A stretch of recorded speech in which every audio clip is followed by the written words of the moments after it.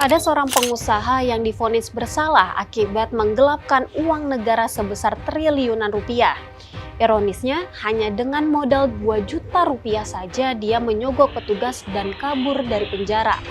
Selama puluhan tahun, sosok ini seperti hilang dan diburu lebih dari 179 negara. Ini bukan cerita fiksi, tapi kisah nyata dari Indonesia. Dan kini, lebih dari 30 tahun kemudian dirinya masih menjadi buron dan belum diketahui keberadaannya.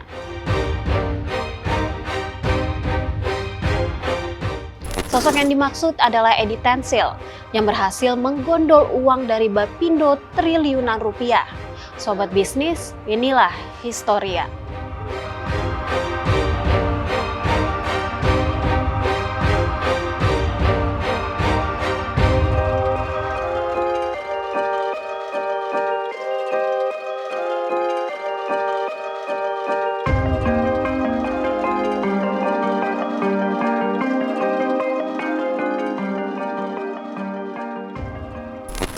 Edi Tansil bukanlah pengusaha biasa. Sosok ini menjabat sebagai Presiden Direktur Golden Key Group, gergasi industri petrokimia di era Orde Baru.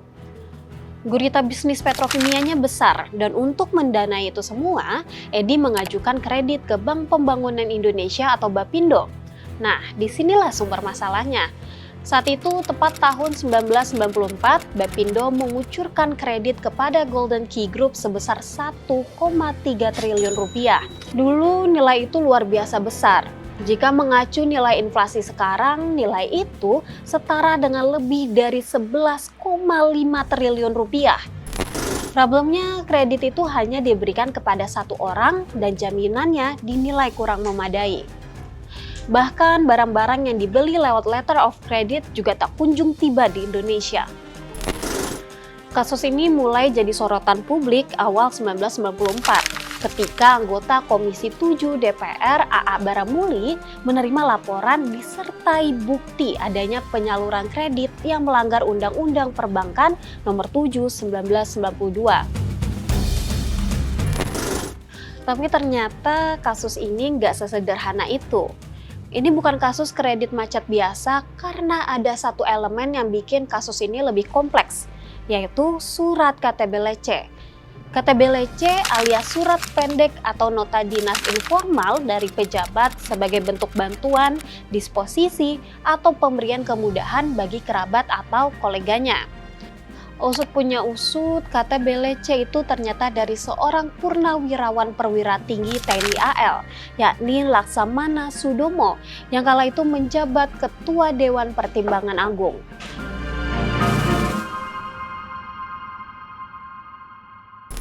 Kepada direksi Bapindho, Sudomo memperkenalkan Edi Tansil sebagai pengusaha yang loyal, berdedikasi, dan berkelakuan baik. Belakangan, Sudomo membantah kalau surat tersebut bertujuan untuk memuluskan pencairan kredit. Singkat cerita, pada 16 hingga 17 Januari 1994, Kejaksaan Agung mulai bergerak. Mantan Wakil Kepala Bapindho Cabang Utama Jakarta, Maman Suparman, ditangkap. Sehari kemudian, Edi Tansil pun ditahan. Edi divonis 17 tahun penjara oleh Majelis Hakim Pengadilan Negeri Jakarta Pusat pada 15 Agustus 1994. Namun, Pengadilan Tinggi dan Mahkamah Agung memberatkan hukumannya hingga 20 tahun. Edi Tansil akhirnya dijebloskan ke Lapas Cipinang. Tapi terungkap kondisi sel Edi Tansil jauh dari kata hukuman. Kamarnya di penjara dilengkapi kasur spring bed, rice cooker listrik, hingga AC. Nah, ini klimaks dari drama Edi Tansil. Setelah 1,5 tahun di penjara, pada 4 Mei 1996, Edi berhasil kabur. Caranya, menyuap sejumlah petugas lapas dengan modal hanya 2 juta rupiah saja. Kabarnya dia keluar di antar petugas menggunakan kendaraan ke TPU Kebonanas. Di sana, petugas lain sudah menunggu dengan taksi untuk membawanya kabur. Peristiwa lancung ini membuat Mintarjo, kepala Lapas Cipinang saat itu, langsung dicopot. Menteri Utojo pun langsung membentuk tim perburuan khusus serta menggandeng firma penanganan kejahatan penipuan asal New York. Presiden Soeharto bahkan memberikan instruksi langsung agar perburuan Edi Tansil melibatkan lintas lembaga dan intelijen. Nama Edi pun resmi masuk daftar buronan Interpol dan diburu lebih dari 179 negara. Pada 1999 dirinya terendus berada di Cina, menjalankan bisnis bir, tapi sosoknya tetap tak bisa ditemukan. Konon katanya Interpol kesulitan sebab Edi sudah menjalankan operasi plastik. 29 Oktober 2007 jejaknya kembali terendus.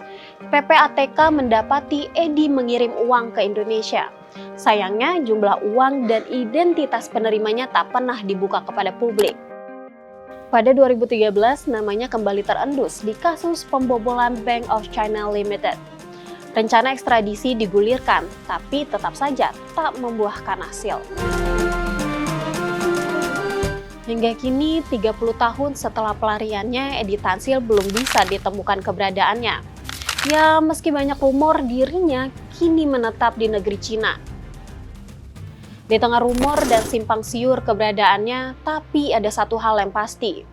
Kerugian 1,3 triliun rupiah tak pernah kembali dan pencurinya masih hidup bebas tanpa jeruji besi.